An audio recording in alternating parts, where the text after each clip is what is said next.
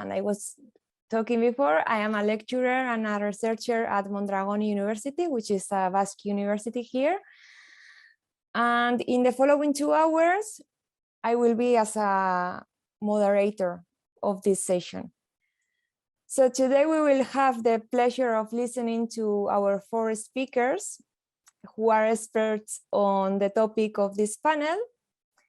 And I apologize again for my poor pronunciation of the names, but we will have our speakers in this order. First of all, we will have Elisabeth Sergiutz LOUREIRO from Santa Cruz, Brazil. Then we will have also Fatima Filsa IZZATI from Jakarta, Indonesia. Thirdly, we have Audrey Laurent-Lamutz from York, Canada. And finally, we will have KWON MYOUNG from Busan, South Korea. And for her already it's a Sunday, so thank you for being here that late. And also to Fatima, because in Indonesia it's quite late, so thank you to all of you. And each of them will be introduced before the presentation. So without further ado, we will start with the first speaker, Elisabeth Sergiutz. She is a lecturer and researcher at the Federal University of Western Bahia and the State of University of Santa Cruz. She is also an active member of Communist Party of Brazil. And with her presentation, on the one hand, she will reflect how the theoretical contribution of Marxist dependency theory can contribute to the debate on the reproduction of labor force and women. And on the other hand, she will analyze the relationship between relative overpopulation, overexploitation, and reproduction in the Brazilian case. She will present it in Brazilian, but it will be simultaneously translated into English. So thank you very much, Elisabeth, for being here with us. And the floor is all yours. Good afternoon, everyone. Although it's good morning in Brazil, I would like to greet our colleagues at the table, the organization of this event that is so important, and everyone that made possible for us to be here with technical support. I'm going to do a general exposition about the issue of reproduction and superexploitation in the Brazilian scenario. That is also the Latin American scenario, of course, concluding with the most concrete results of the research development around the theme. In the consolidation process of the European industrial capitalism, women and children became peculiar workers, compelled to the undervalued and explored work from the needs placed to the impoverished population of the time. However, over the centuries of productive force development, the historical separation between the public and the private spheres hid and demoted domestic work accomplished by women, also demoting the women themselves as work subjects. Such conditions satisfy the need of capitalism about having a workforce hierarchically organized and distinguished. Gender oppression and racism are translating in a sexual and racial division of work, which women and Black people are in the inferior portion of the hierarchy, subjected to the worst work conditions, especially in dependent countries. By dependency, it is understood by the sociologist Rui Mauro Marini a subordination relation among formerly independent nations, inside which the production's relationships of subordination nations are modified or recreated in order to ensure the wide dependency reproduction. The workforce superexploitation category seems relevant to us to comprehend the work experience about gender conditions from social functions and wage levels expressly distinguished, besides constituting prerogative of the dependent capitalism. In this aspect, the superexploitation expressed in Marini as a violation of labor power's value, combined among labor's power payment below its value, increase of work intensity beyond normal limits, and hiatus between labor power payment and the historical and moral elements of the value of labor power can be as well considered, analyzing the specific situation concerning women in these countries. Of course, we all know really well how multiple activities the women perform at home, as child, young and elderly care, meal preparations, cleaning and maintenance, taking care of deficits or ill people are part of an expression regarding to the labor that doesn't generate goods, but generates and reproduces an element far more needed to the capitalist circle, the labor power. From this approach, there isn't a special distinction between washing, cooking, or sex among partners, from a sexual and social contract on the domestic scope, in the functional perspective for the production mode. That is, all those activities compose what is translated as reproductive labor, physical, mental, and emotional, of work people in the totality of reproduction relationships and the capital's appreciation. The emergence of the neoliberal model since the decade of the 1970s at the Latin America led to labor flexibility and precariousness, increase of exploitation and superexploitation in high poverty and destitution levels. All those traits also increased to the debate that the issue of sexual division of labor in a more critical and historicized plan, or which the phenomenon of superexploitation can mean a key perspective to comprehend what levels of damage, violence, social and labor determinations Brazilian women are exposed circumstantially. Exists an overlap between superexploitation and the patriarchy that deserves an additional treatment on the thin analysis, for which we dedicate our efforts here. It's also common that, in moments of crisis, cuts on social spendings and dismantling of this welfare state resort to women's work as substitutes at the service before employed. At these moments, women perform most of the work needed to the worker class production. After all, although it's possible multitasking wage of reproduction, it will be on dependent countries among the worker class layers that women concentrate herself at the latent reserve of reserve army, or it's overloaded with double journeys. This latent reserve nowadays also concerns categories such as unpaid housework beyond small farmers' families and field workers. Although, even the women who dedicate only to housework, according to the sources of caption, only a part of this reality, are victims of very long work journeys. The critical vanguard for Marini among the theories of dependency was to link to the dependence structure to the occurrence of labor superexploitation. The TMD authors, alongside Marini, especially Vânia Bambirra and Teotônio dos Santos, didn't recognize the countries of colonial heritage as pre-capitalist on the ascending of worldwide capitalism. In other words, it wasn't about distinct working modes, but the same work modes with the distinct determinations, being the history of Latin American underdevelopment, also the history of the development of the worldwide capitalism system. For the founder authors of TMD, due to the effects of equalization of the profit rate in the international market and its contrasting expressions, the transference of added value from underdeveloped capitalist countries would have as foundation the increase of labor exploitation. This increase, however, shouldn't be confused with the surplus value rate, but regards to aggravation, exacerbation, exasperation of the capitalist exploitation. TMD sought to explain how the process of dependency didn't comprehend an eminently external phenomenon, or, in another side, only entered into the socioeconomic formation as a fatalist product of a history of colonization and delay. The concretion of non-identity between the produced value and appropriated value existed because of the different levels of work intensity among countries. On the other hand, possible because of inequality of international productivity occur as a deployment from under of the government contradictions by the negative determination of value in capitalism, in which superexploitation is engendered. The superexploitation of labor acts as a suburb response to the capitalist developments, as well in the deepening of social issues. Combined to the extraction of added value, it also performs the expropriation as a part of the work value necessary to the worker in order to replace his force spent. The work is paid below its value, and his life fund is consumed to the early exhaustion. For working women, in this context, superexploitation achieved different levels through salary mitigation. Regarding men, already devalued, as well the domestic reproduction as unpaid work, which is really hard to measure with precision. A lot of authors admit domestic work as a labor process that doesn't generate plus value, doesn't enrich the value producing added value, but consists in a task that produces a part of the value of the labor power, the one referring to its maintenance and daily replacement.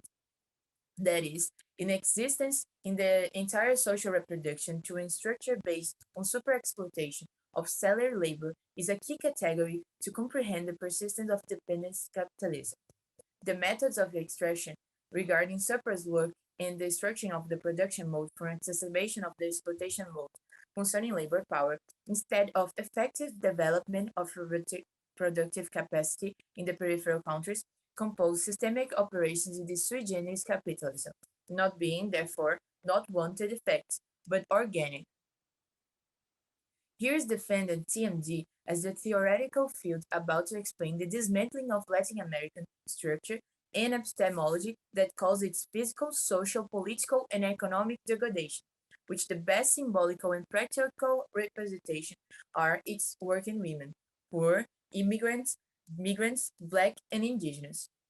An insufficient or non-existent salary, such as the work with overwear, by the extension of labor journey or intensify, indicate process of redoubled exploitation in the means that the value of labor power is violated. On the other side, the complementarity between male and female salary paid in labor outside the domestic sphere in the same family unit allows to enter directly in the issue of exhaustion of these workers' life funds, especially women's.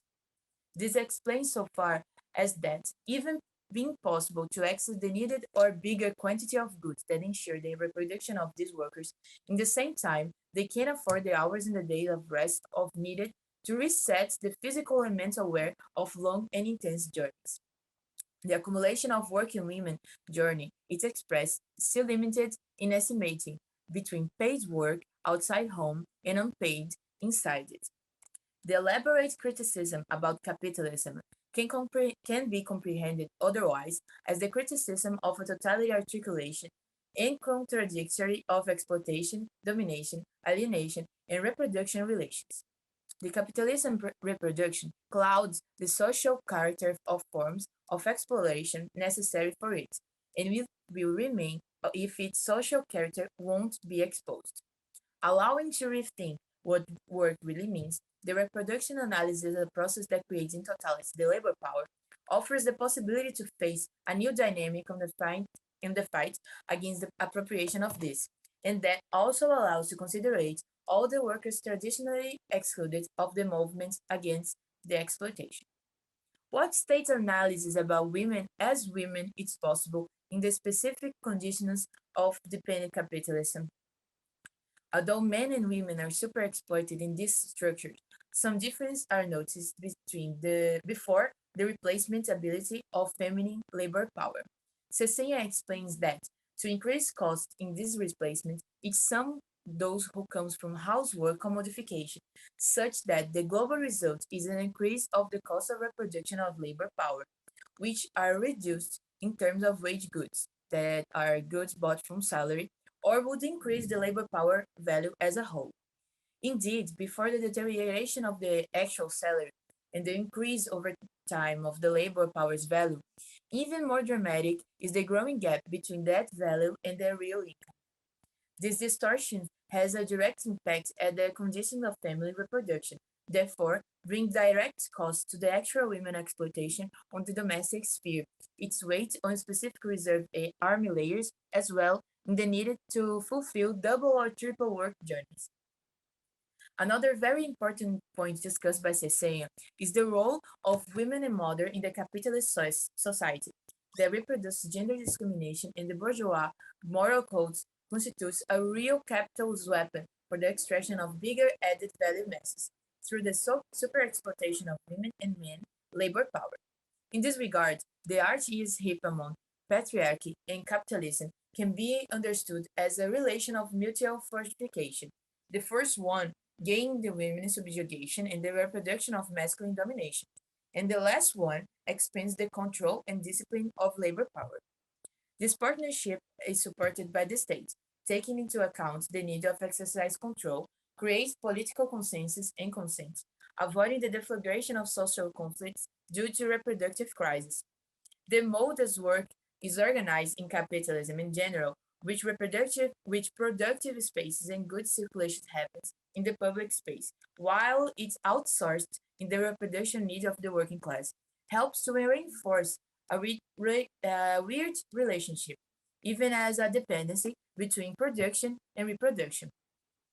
The impact of domestic work and reproductive work in general on the reduction of labor power is felt immediately in the capitalist production, causing downward effects on wages. In class society, those who reproduce the labor power, especially women, are under the pressure of their own total labor power to reproduce it continuously. This means that different components of the proletariat live at the proletarian condition in a different way. A big group outside the salaried occupations condition stands out in the dependent countries, and in them are deposited the women's population relegated to domestic and maintenance work, although availed to eventual inclusion at the job market.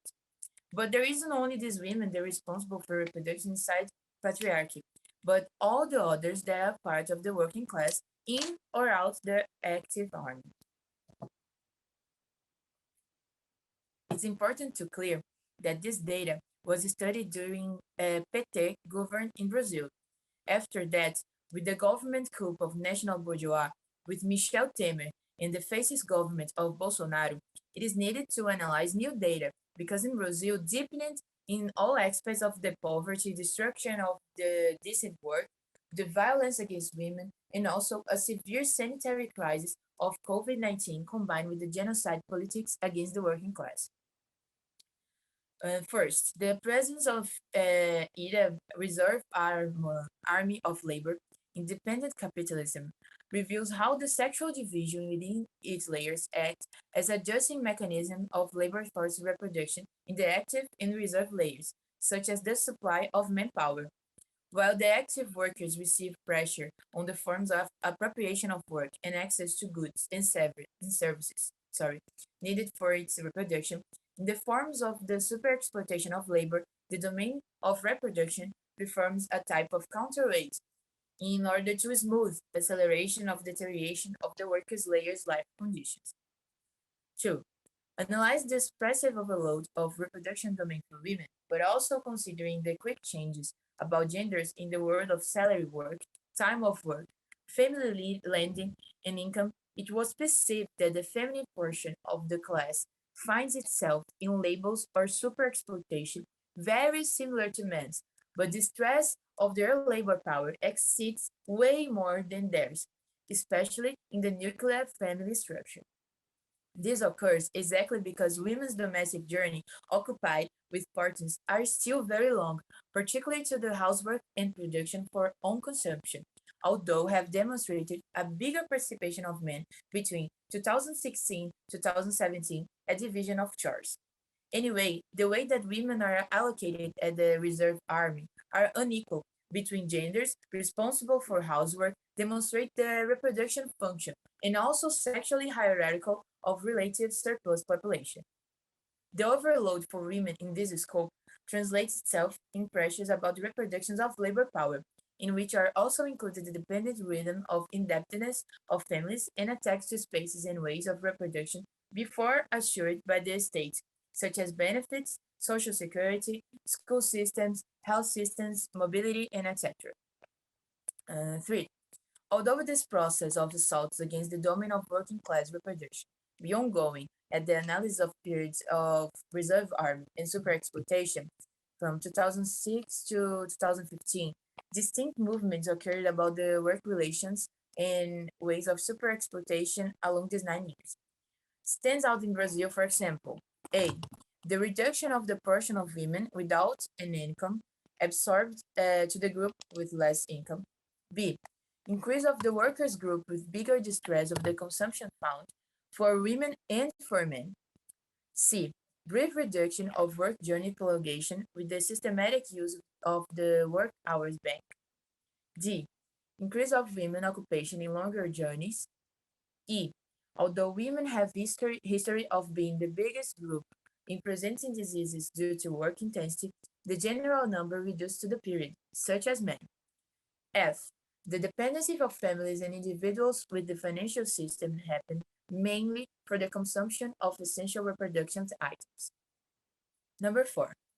It was perceived, therefore, that under the dependency capitalism, the feminine structure unemployment does not serve the simple maintenance of women in the domestic sphere, but that the relationship between their high participation of its reserve army and their recruiting process, bigger than men's in Brazil, raises debates to the expansion of the capacity of work and the periphery, with different attributions and limited for sexes. While a part refers to the violation of value of labor power that occurs necessarily through the salary work relations, another part, particular to working women, concerns the combination of this violation with redoubled wear. In the period of 2016 to 2015, for example, the active army of working men reduced and the female increased, while the white reserve army happened the opposite among sexes, but in tiny variations. This is in line with the idea that, at the same time, crisis moments and accumulations doesn't really change the patterns of fluctuations of reserve army, but can emphasize its oscillations and or promote important changes between its layers that have different effects. The maintenance of reserve army and regulation of labor power among material and ideological forms to docile the working class through an inclusion by expenditure in a government time with progressive cut SPT, PT, demonstrated the fragility of the attenuation expressions of work superexploitation and the strength with the relative of the population makes labor power flexible to flotation caused by the change of market demands patterns in times of structural adjustments. For the dependent economies, the negatively determined trend over labor force acts in a systematic and structural way, whose overexploitation of workers is the main characteristic, leading to work relationships in these countries. The salaries work, formal and informal, underground economies and forms of self-exploitation, reflects a trend of precariousness of activities and life in expensive moments of layers of global reserve army, whose work and reproductions express approximate in a process of deep splits between man and his capacities, and a violent degradation of the world of work. The issues become urgent before the crisis scenario. Austerity has a different impact for women from poor countries. They are the ones who do everything for there to be enough food. For a start, they reduce their own portion in order to reduce the distribution in their families. These women literally put their bodies at risk so that austerity is felt as little as possible in the daily lives of those close to them. It's also highlighted the issue of the destruction of male authority made by the loss of salary as an objective measure of its power in and outside home and the declining figure of male head of the family. On the one hand, this male disruption is amplified and accelerated by the politicization of reproductive tasks that are confined to the domestic space, spilling over to a broader social terrain of changes in the sexual division of labor in the private sphere. On the other hand, when male authority as a structuring element of subordination relationships enters into crisis, it can provoke immeasurable forms of violence, especially within the home. Women's work journey reflects their experience in dependent situations, brings up to relevant observations. The first one is that many women are involved simultaneously in a salary job, and another focuses on subsistence without payment, which sometimes both overlap. The devaluation of women's work can also influence the reduction of the price of the production of goods, with all wages reduced by the pressure exerted by the reserve army, mainly from the later layer. The second is that, corroborating Duran eras for countless marginalized women, the greater the dependence on wage labor, the heavier the burden of reproduction work. We should continue with the second speaker, which is Fatima Filsa. She's a researcher at Research Center for Politics, BRIN, in Indonesia, and she holds a master in labor, social movements and development from SOAS, University of London. And her presentation is focused on the analysis of women's work in Indonesia's social media-based online shop businesses. And with that aim, she looks at the forms of work that emerge from those businesses. So, Fatima, thank you. And You can start anytime. Okay, thank you so much, AGURTZANE.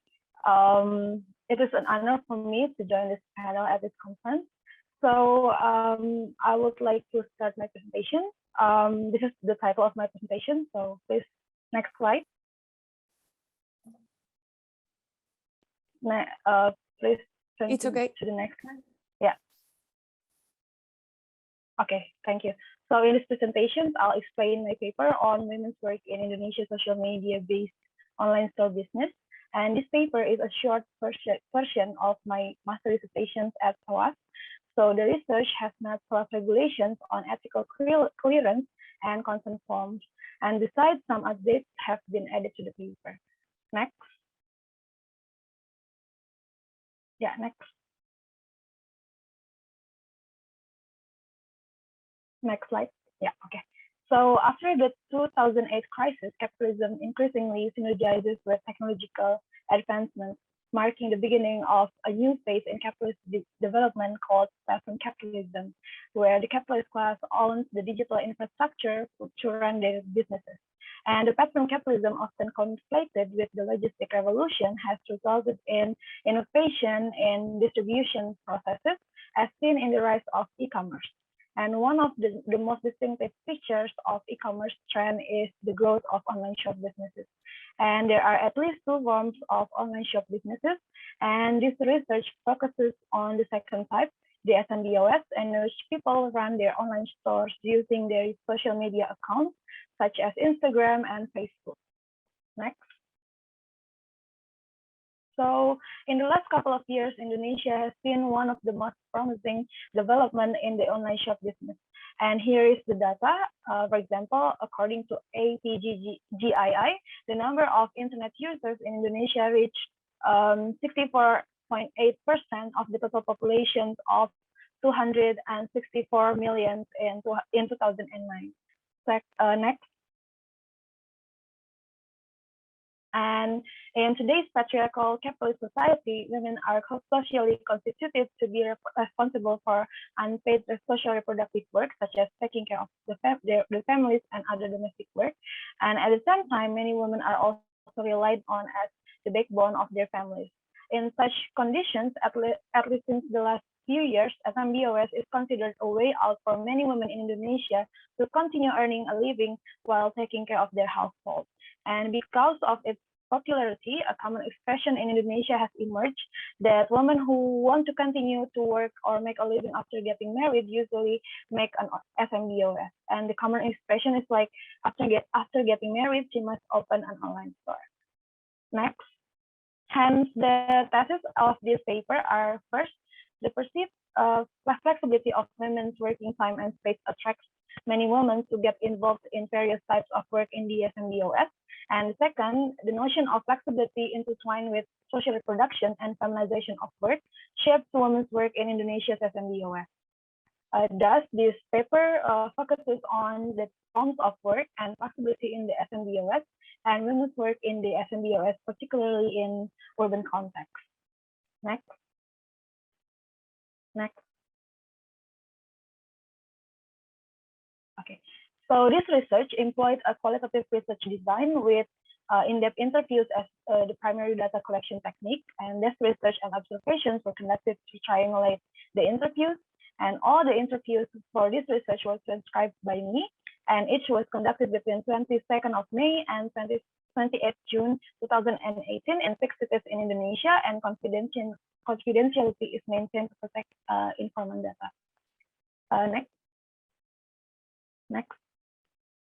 So according to my research, there are new forms of work in Indonesia FMBOS: product resellers, online stores, administrators, and those who work on the FMBOS factory line assembly lines.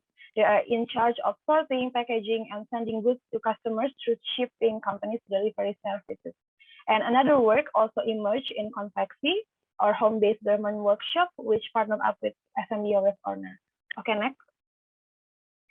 So the condition of the FMBOS workers, they receive low wages, work without any adequate signed contract in advance, and without any employment protection such as health insurance. And additionally, under the veneer of flexibility, they usually end up working long hours. And in other words, they work under casual working arrangements. And given the lack of government regulations, technically these FMBOs and jobs provided by them are still categorized as part of informal economy. Next. As I mentioned previously, the dimension of flexibility that allows everyone to run FMBOs anywhere, including at home, has attracted many women to get involved in the business. This flexibility significantly impacts the women's work, especially their work in the realm of social reproduction, both domestic work at home and their work in the FMBOs. And in this regard, mompreneur, an idea in line with the neoliberal doctrine of entrepreneurship, also enforces the notion that housewives can stay focused on housework while running their businesses. It is especially true for women who previously worked in an office but couldn't hire a babysitter or pay for childcare facilities. The crisis of social reproduction under capitalist society has made the responsibility for social productive work, especially the unpaid ones, fall on women. Thus, new opportunities to earn income are emerging through FMBOs. However, women's work in the FMBOs, which is primarily reproductive work, is often seen as just a hobby or just an extra rather than a real job. It is because women's work, including the unpaid social reproductive work at home, is often not recognized as a job. Consequently, many women work or admins, for example, still see themselves not as workers, even though they spend up to more than 8 hours a day operating FMBOs. Additionally, women are also always considered as additional earners, regardless of their de facto contribution as primary breadwinner in the household. It is because, next slide, please. As stated by IZZATI 2019, page 38, any distinction between labor time and reproduction is blurred as social production becomes fully individualized and incorporated into value generating process. And in this case, in the FMBOS case, the work in the FMBOs often merge with domestic work, so that this condition reinforces the notion of women as additional earners. Next. Then most of women involved in this study say that they decided to make their FMBOs because they wanted to escape the patriarchal oppression within their homes. Furthermore, some of my research informants say that they needed to work other than the domestic chores to maintain their sanity and fight feeling of isolated at home. And through FMBOs, they can interact with other people, such as product suppliers, customers, and several other social interactions outside home, such as sending packages to the nearest shipping company or conducting an offline transactions known as COD to have face-to-face interaction with customers. And as I mentioned previously, the flexibility of space and time in FMBOs has made many women think that they can earn money for families while completing domestic tasks at home. However, in FMBOs, there are no fixed working hours each day because they have to compete to attract more customers, and their income is determined by the number of transactions each day and the intensity of interacting with customers. Therefore, it is difficult for them to balance the work in the FMBOs and the work of social reproduction in the household. And the exception is for the capitalist class women who can recruit workers to work in the FMBOs. In some cases, some FMBOs owners even use domestic workers or babysitters to do double work. And these workers work with excessive working hours, receive low wages, and without any adequate social security. And in some cases, some FMBOs owners, who are also women, are even very exploitative by giving perfunctory rewards. They often not given proper wages because the workers have been allowed to live in their homes. And it shows how the house as the primary locus of FMBOs has been used as a tool to legitimize and perpetuate working poor and living conditions for women workers. And moreover, it also shows the many different layers of women's work experience behind the notion of flexibility in FMBOs and platform capitalism more generally. And at the same time, my research findings also show that economic difficulty has been one of the main reasons for women's involvement in the SMBOS business. Under capitalism, the workload of social reproduction in the form of domestic work in the household has impoverished women, and it is because the work of social reproduction has been unpaid. Therefore, we can see the feminization of work within the SMBOS, where patriarchal norms and economic need force women to join the SMBOS labor market. And my research also found that some of the SMBOS owners who outsourced the production process to several convexy tended to recruit female workers in their SMBOS because of the perceptions of flexibility, especially in terms of working hours and wages. And in apparel development, some women workers who have also migrated from rural areas have also ended up working in the SMBOS for low wages. It shows that the feminization of work occurs where most of the workers recruited are women workers who have low bargaining power with patriarchal norms that have been attached since the beginning of the recruitment process and continue in their workplaces. The next conclusion. So next slide, yeah. In this development, some informants have now integrated their SMBOs into warehousing-based online store companies such as Shopee and Tokopedia. And despite some notes regarding its shortcomings, these integrations tend to make it easier for them to run their SMBOs. However, the existing relations and working conditions tend to remain unchanged. And in this context, the working relationships between workers and employers in the SMBOS business in Indonesia is still shaped and determined by three things. First, the work of social reproduction. Second, flexibility in platform capitalism. And third, feminization of work. And the informality in the SMBOS has also resulted in the absence of protection for its workers. Thus, the pyramid structures of the employment relationship between employers and workers in the SMBOS will continue to grow. Therefore, the development of worker relations in SMBOS is still critical to consider in the future. Next. So all the bibliography is fully available in my full paper published in this journal. So you can access it free. Okay, next slide. Final slide, actually. Thank you so much. If you have any questions or want to take a correspondence with me, you can reach me through my social media. Thank you so much, AGURTZANE, for this opportunity. Thank you to you, Fatima, and thank you for respecting the time.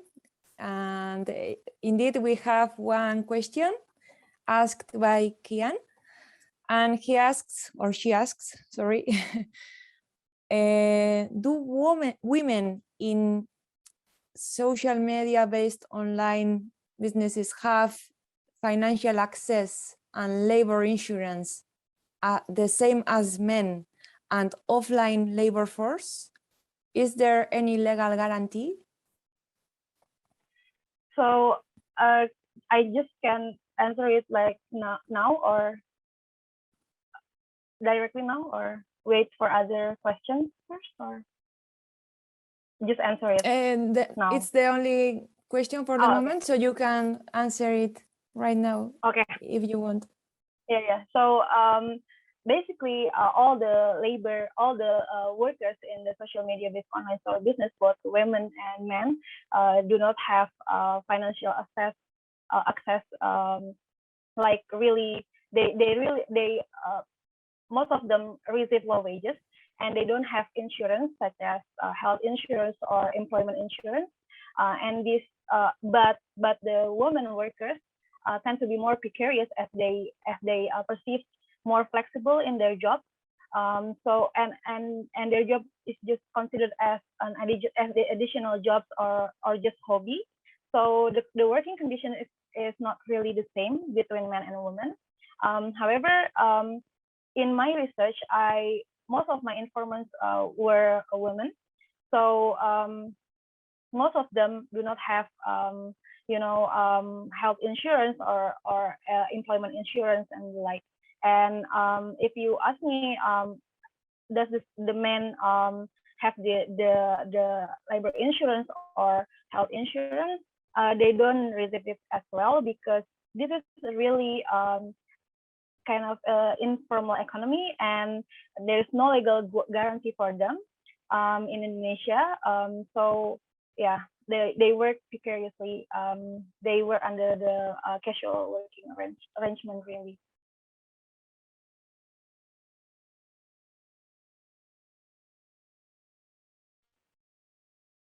Yeah. Thank you, Thank you. Fatima. That's my answer. Yeah.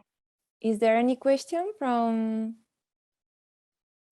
the audience? Yeah, we have another one.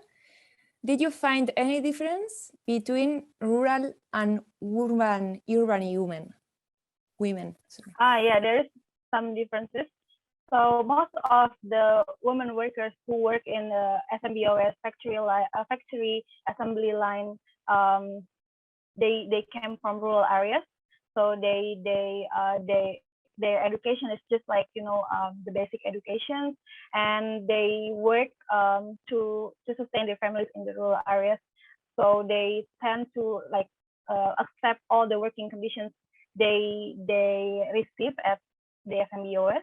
However, those who in urban areas who work in who came from urban areas, they tend to have higher degree, they tend to have more decent education. Like most of them also graduate from university even. So they tend to run this businesses as like in an entrepreneurship manner. So it is like there is some differences. However, both in urban and rural areas, the women workers who work in the FMBOS face the same conditions as they receive working low wages, working in excessive working hours, and the like. So what I mean in this paper, women workers came from rural areas and then work in the FMBOS in the urban areas. So that's for the context. So my research focuses on the FMBOS that's running in the urban areas. I hope it's clear. If you have further questions, you can ask me.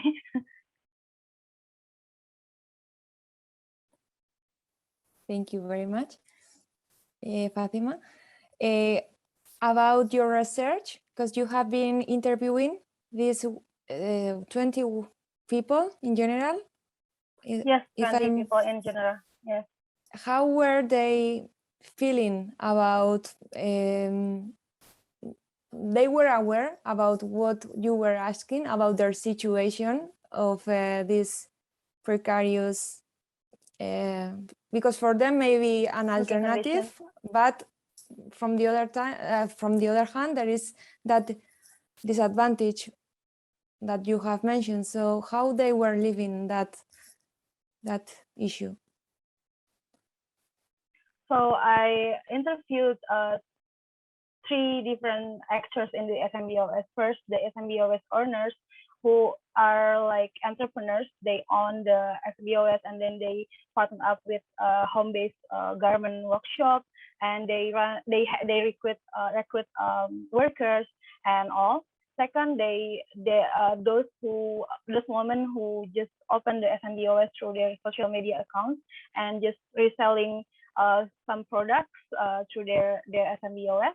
And third, those who work as workers in the FMBOS.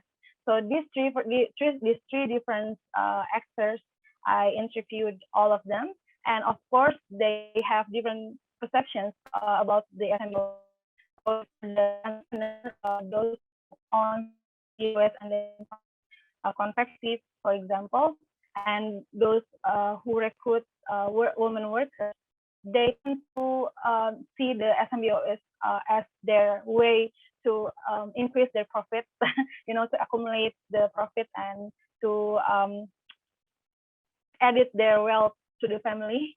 But for those who just work as a reseller, product resellers, or work as social media administrators, because they are workers, they just work to sustain their daily life for their families. They ended up like working, more than 8 hours a day because they have to chat with customers, interacting with customers through their social media, WhatsApp, and the like.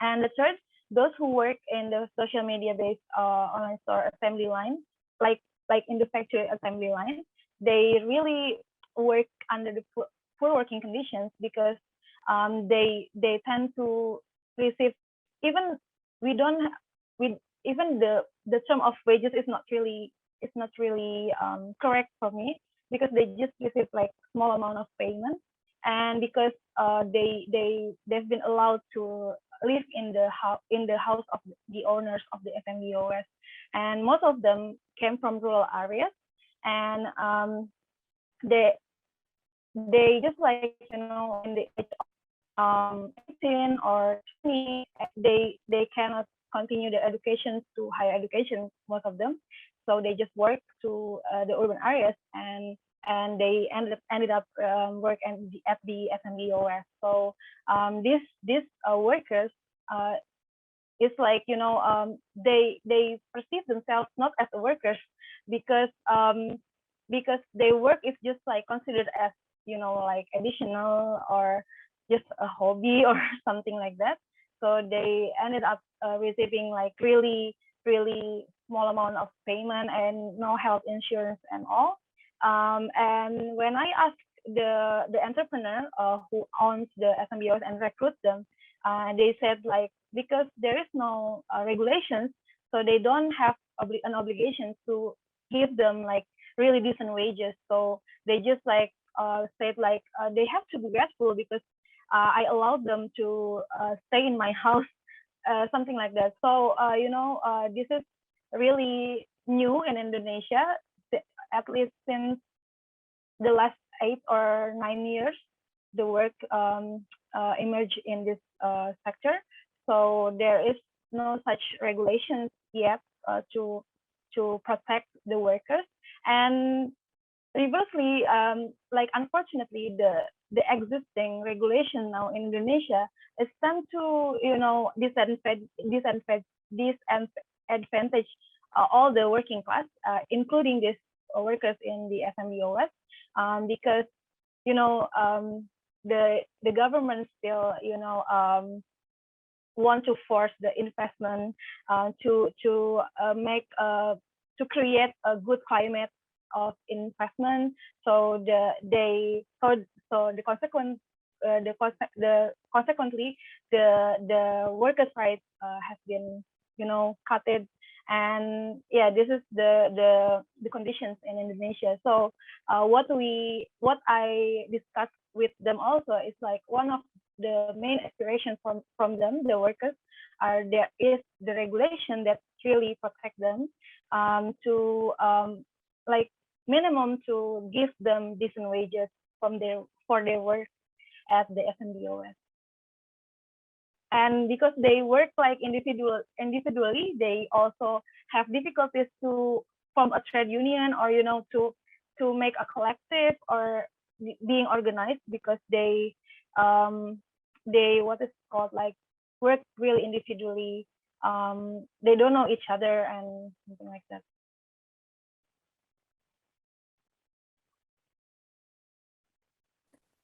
Thank you, Fatima. And we have a last question, because Yes. we have 4 minutes left. Yeah. Chills asks, can someone confirm? So in some cases, people live where they work, a kind of SMBOS factory? Yes, in some cases, the SMBOS women workers live in the SMBOS owner houses. So, so I divided into some parts. So the first part, some workers also do a job as babysitter or household worker of the SMBOS owners. So they live under the same roof with the owners, and they do like double jobs beside their work as babysitter or their work as household assistant and doing the FMBOS work also, but receive only one payment for their work. And the second cases is another workers that hire separately from the babysitter or household assistant, and they live under the same roof with the FMBOS owners, or they live in the office of the FMBOS. So this kind of arrangements is are two arrangements that I found in my research.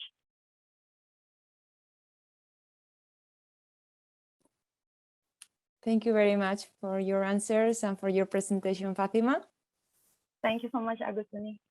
So we will continue with the third speaker, KWON MYOUNG. Sorry, my pronunciation of the names.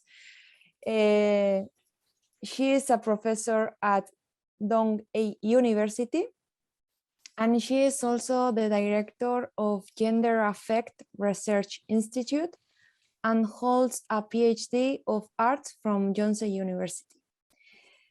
Her main research topics are the fascism and gender politics, mainly based on comparative historical research of non-Western societies. And recently, she has been mainly researching to analyze and criticize Korean society by combining affect studies and gender studies. So,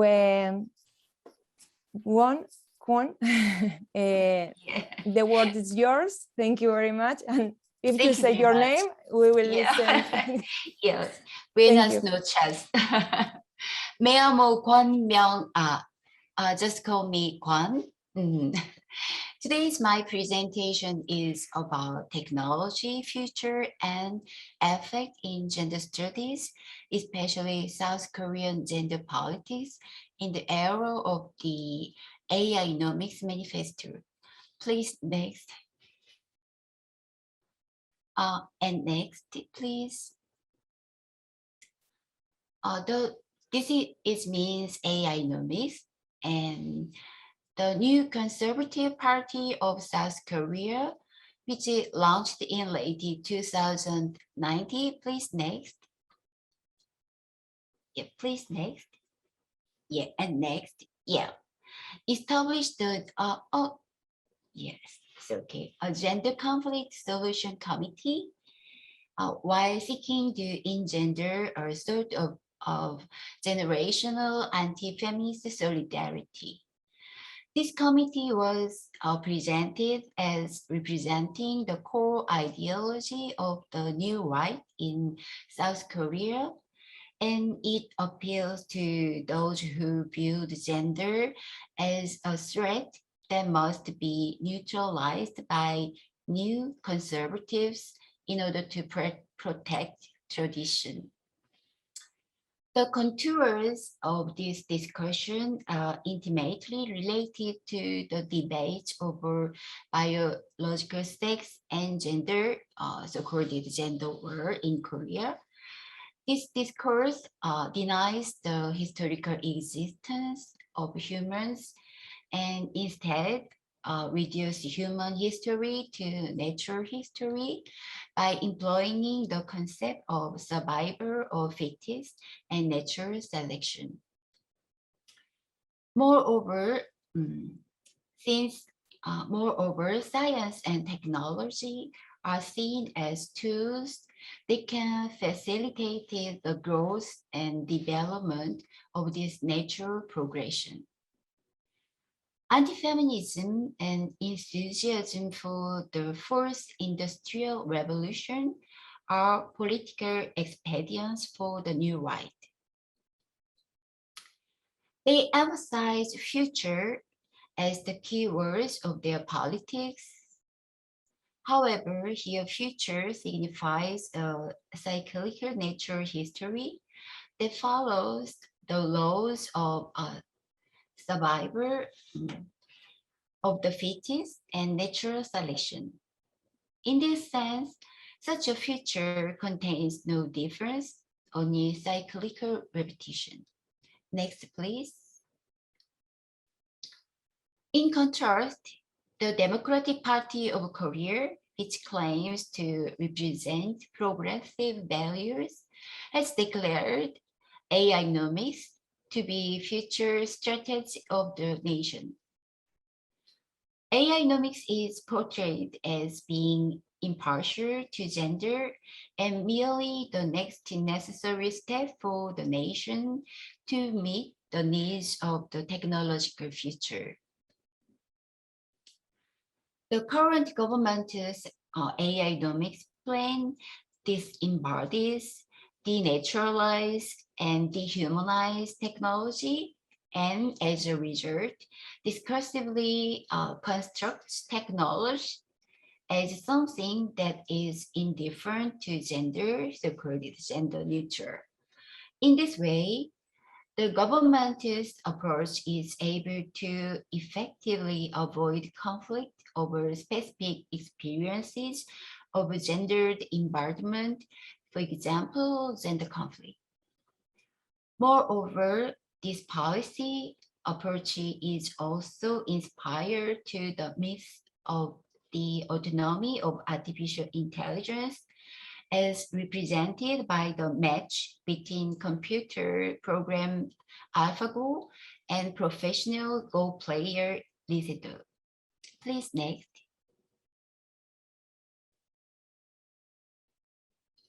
Next, please. Yeah.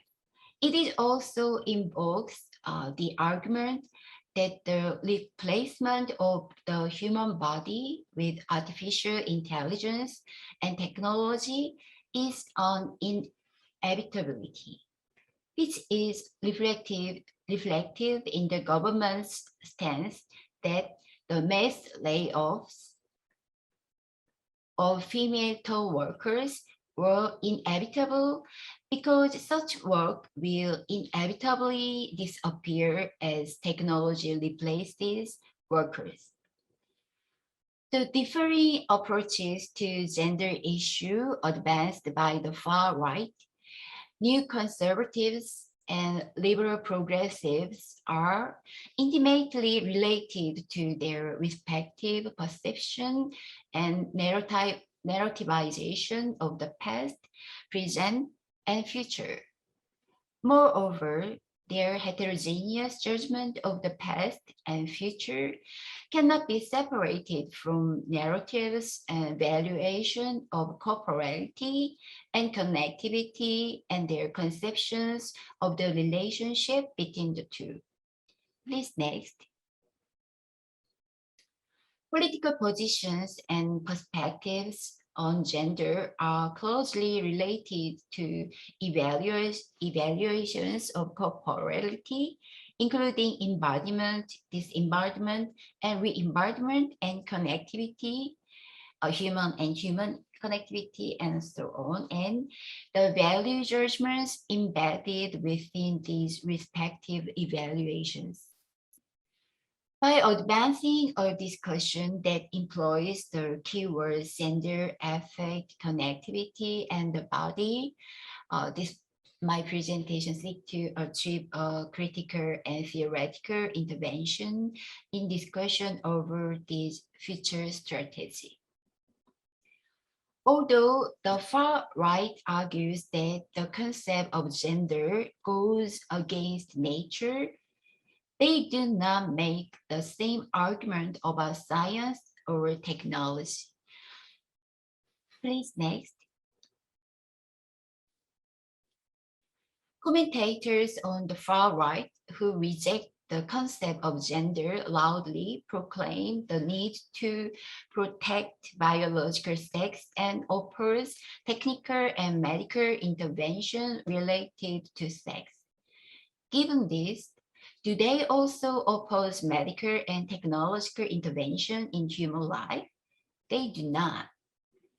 At first glance, arguments to protect nature and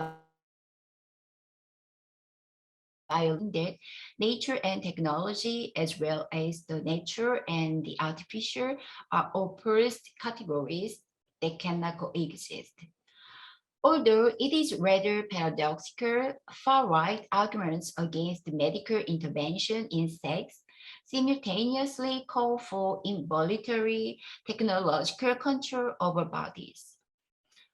That is, anybody that strays from the standard of a sound and normal body is condemned as pathological and abnormal.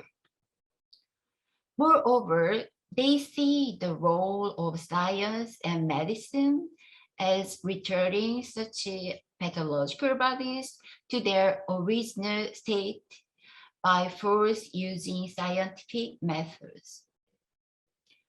In this sense, for these people, science, technology, and medicine care are both tools and weapons that can intervene on the body to enforce fixed standards of normality and originality. In this sense, those who worship natural sex and label gender as something unnatural that therefore must be eliminated also maintain that science, technology, and medicine must be harnessed to forcible control and govern bodies. In this sense, they assign divine importance to the role of technology in national progress and actively advocated for intervention and control over the body via state-led technological initiatives, while condemning non-conforming bodies as non-citizens that must be exterminated. Please, next. This stance has a long history among the far right in South Korea. The privileging of technology in national policy has also been a project for enhancing involuntary technological control over human bodies by the state. Sophisticated and violent torture techniques used to extract information from bodies function to purify bodies, transforming them from non-citizens to citizens. That is, such techniques were justified as patriotic acts meant to return the body to its original state. The exploitation of laboring bodies to increase productivity meant that labor was extracted and the remaining human shell was discarded as waste. Bodies that were unable to contribute to labor productivity were locked away in determined camps and impunged from society. Women's bodies were mobilized as citizen-producing machines and forcibly managed according to the needs of national labor productivity and population control measures. Moreover, taking the normal body as the standard of the social and citizenship, they condemned abnormal bodies, unnaturalness, as antisocial and unfit for citizenship, while stressing the need to either isolate such people from society, detention, or eradicate them. Such technology fetishism and the discourse of the normal body, the natural body, is an extension of this history of detention. Therefore, how connected is the ruling party's national strategy, which is symbolized by AI norms, with the discourses of technological fetishism and detention? Please, next.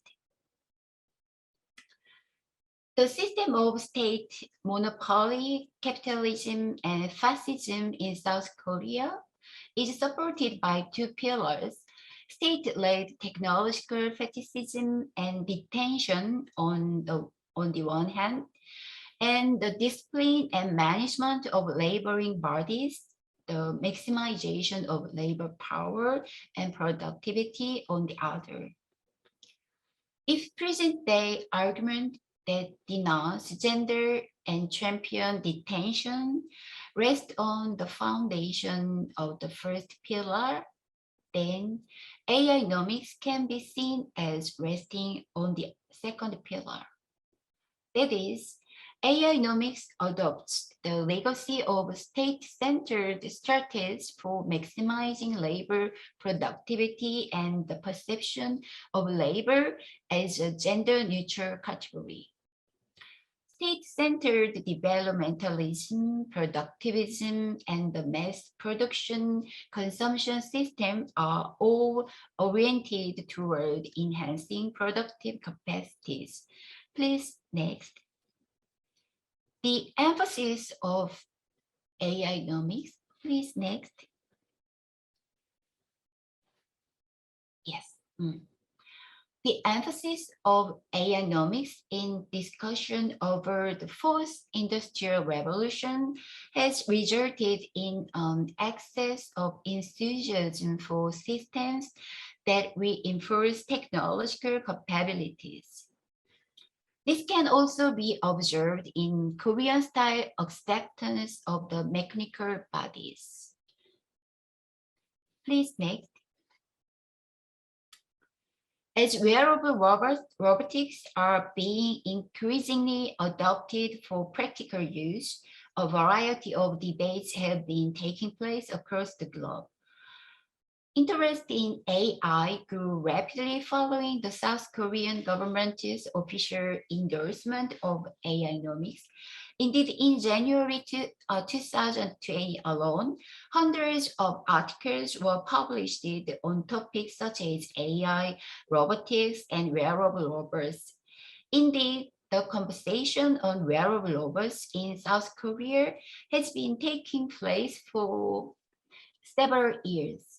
Wearable robots are discussed as tools for enhancing the muscular capacities of the human body, a sentiment captured by phrase, quote, real-life Iron Man, end of quote. As the South Korean newspaper headline, quote, making a 45-kilogram bag feel light.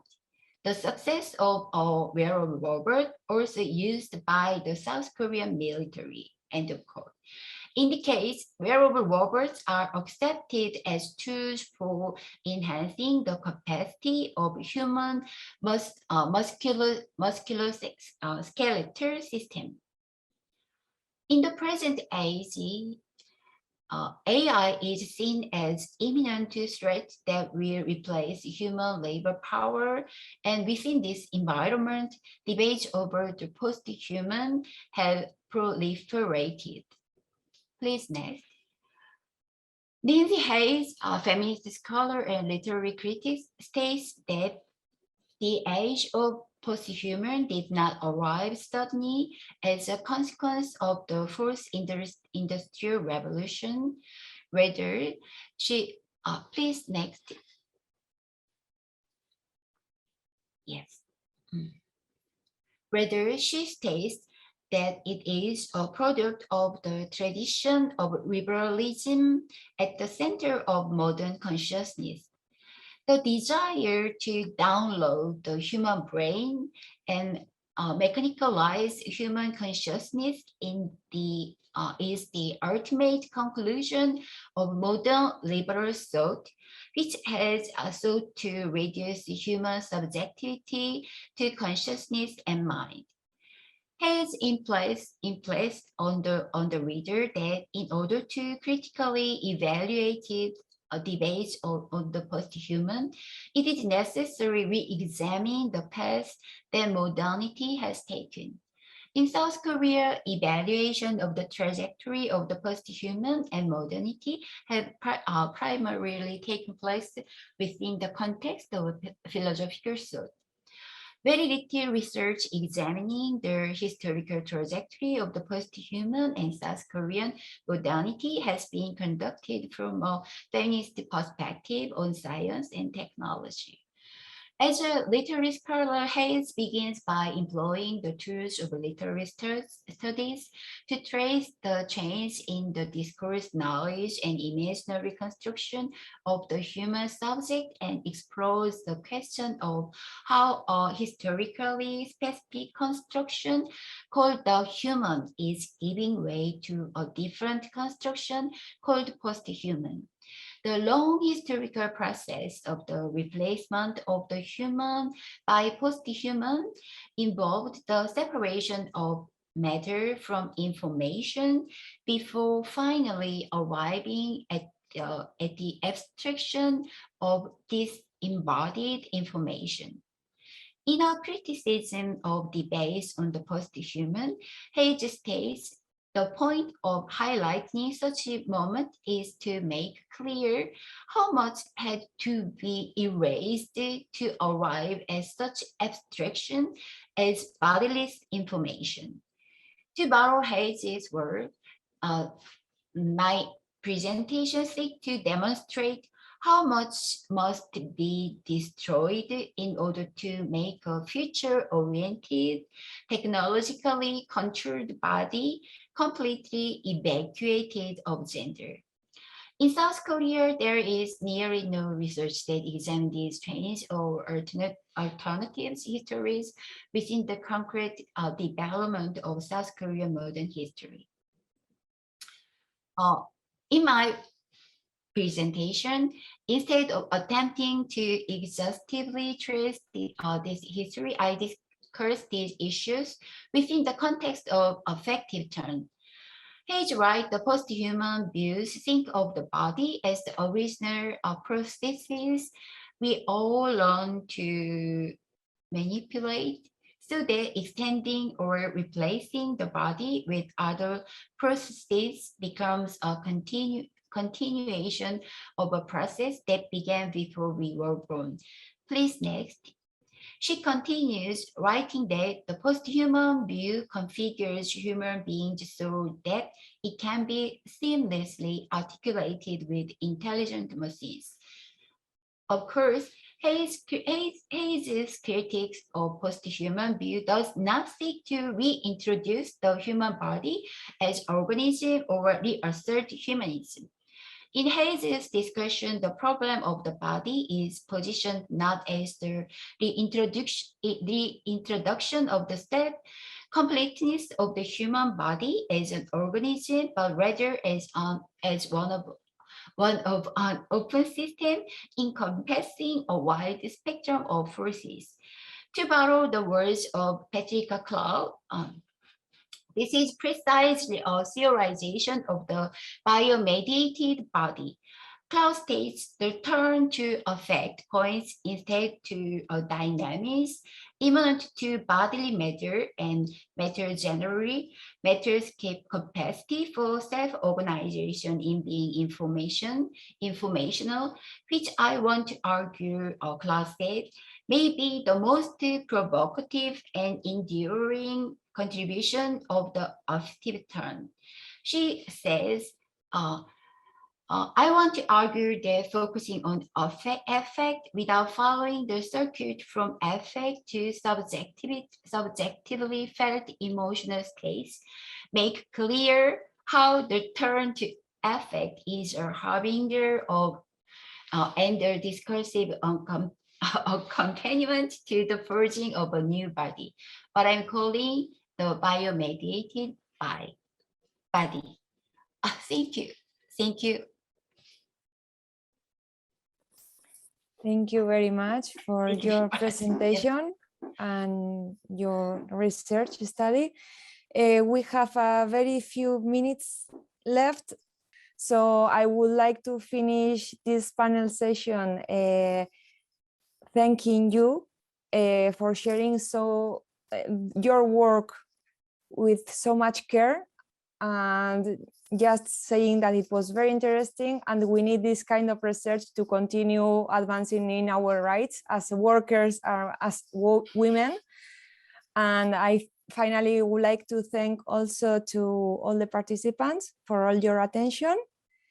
And now enjoy the rest of the conference, and it was a great pleasure. So we have some contacts, and if we want to continue with the discussion, it will be a pleasure to continue this relationship.